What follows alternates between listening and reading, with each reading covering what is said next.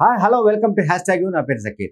ఇక్కడ మనం పక్కకు ఫోటోలు చూస్తుంటే ఒకటి పెద్ద ఎత్తున బుల్డోజర్స్ డోజర్స్ ఈ మెషినరీ అంతా కనిపిస్తుంది. ఇది సెంట్రల్ యూనివర్సిటీ ఆ పరిధిలో అంటే దాని ఆ ప్రాంతాల్లో ఉన్న దాదాపు 400 ఎకరాలు ఏవైతే ప్రభుత్వానికి సంబంధించిన భూమి ఉందో సుప్రీంకోర్టు ఇచ్చిన తీర్పు ప్రకారం ఏదైతే 400 ఎకరాల ప్రభుత్వానికి సంబంధించిన భూమి ఉందో ఆ భూమిని లెవెలింగ్ చేయడం కోసం ప్రభుత్వం బుల్డోజర్స్ను ఇతర యంత్రాలని వాడుతోంది. రైట్, ఇది బాగానే ఉంది. దీని కింద ఒక జింక చనిపోయినట్టుగా ఒక ఫోటో వచ్చింది.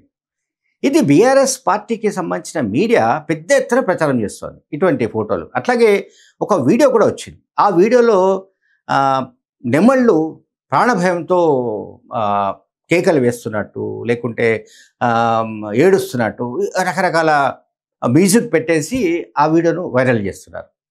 ఈ ఫోటోలు ఎక్కడివి?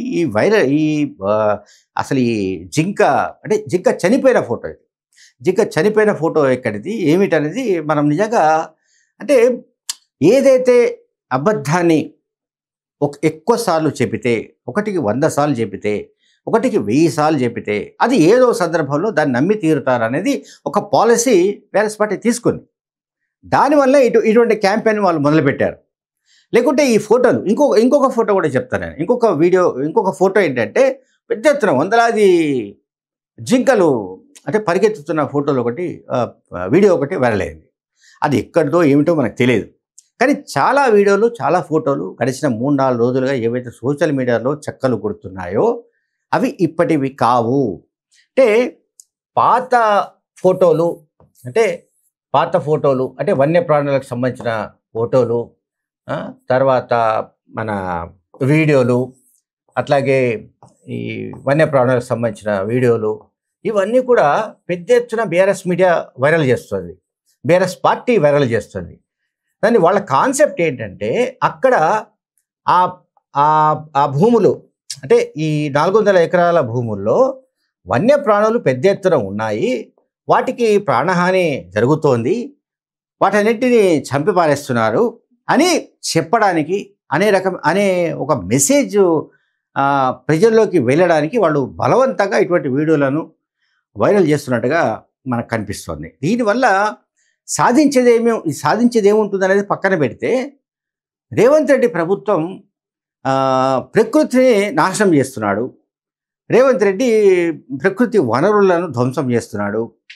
రేవంత్ రెడ్డి అటవీ వన్యప్రాణులను చంపి పారేస్తున్నాడు, లేకుంటే వాటిని నామరూపాలు లేకుండా చేసి పారేస్తున్నాడు చెప్పడానికి వాళ్ళు ఒక పథకం ప్రకారమే ఇటువంటి ప్రాపగండా చేస్తున్నట్టుగా మనకు అనిపిస్తుంది.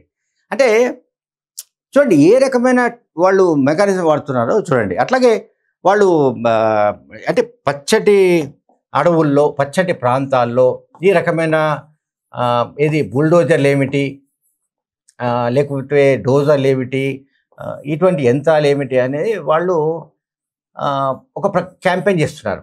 ఇప్పుడు పచ్చని ప్రాంతమే కావచ్చు, నేను కాదనట్లేదు. అట్లాగే ప్రకృతి పరంగా అక్కడ ఎన్నో దశాబ్దాలుగా ఉన్న కొన్ని వన్యప్రాణులకు సంబంధించిన సంపద కూడా ఉండొచ్చు. వాటికి ఏదో వీటి వల్ల హాని జరుగుతుంది అని అనడానికి వీల్లేదు.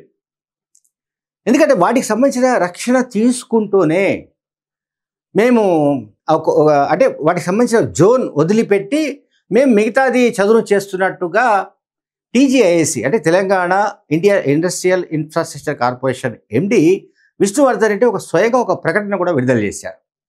అంటే మేము చేస్తున్న ఏదైతే ఈ డెవలప్మెంట్ ఏదైతే ఉందో అంటే ల్యాండ్ డెవలప్మెంట్కి సంబంధించిన ఇష్యూలో వన్యప్రాణులకు ఎటువంటి హాని జరగకుండా అన్ని చర్యలు తీసుకుంటున్నట్టుగా కూడా ఆయన ప్రకటించారు. అట్లే ప్రభుత్వానికి సంబంధించిన ప్రకటనలతో బీఆర్ఎస్ పార్టీకి బీజేపీకి సంబంధం లేదు. బీజేపీ చేస్తున్న పరంతి ఏమిటంటే వీళ్ళు వన్యప్రాణులను హాని కలిగిస్తున్నారు ఒకటి.